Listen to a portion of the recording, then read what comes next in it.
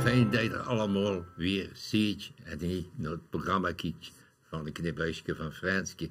Ja, zo kun je naar de televisie naar van alles kijken. En ik kijk wel eens naar Boer zoekt vrouw. Jij ook?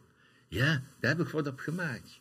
En daar heb ik wat hele paars van gemaakt. En dan moet je eens luisteren. Ik ben benieuwd of dat je huurt wat er in het vuur komt over greuntjes en zo. Ja, waarom? Dat kan je vanzelf achter.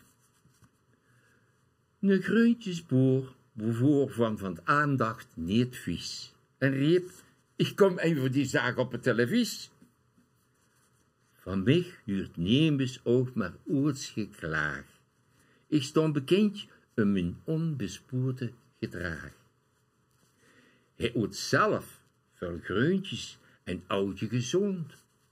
Maar liep met een slaailup en een erpelenboek rond.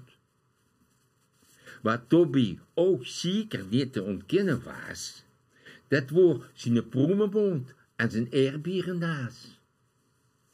En wat Philip Slaag bij zo wat eerder op, dat worden die bloemkooloren aan zijn kop.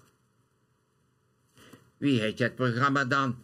Vroegen de klanten aan de vriendelijke mooskop, toch wel een kwante. Die zag toen, nee, ik ben niet gruuts en ben niet flauw. Maar ik kom deze keer in het programma Greuntje Boer, Zucht Vrouw.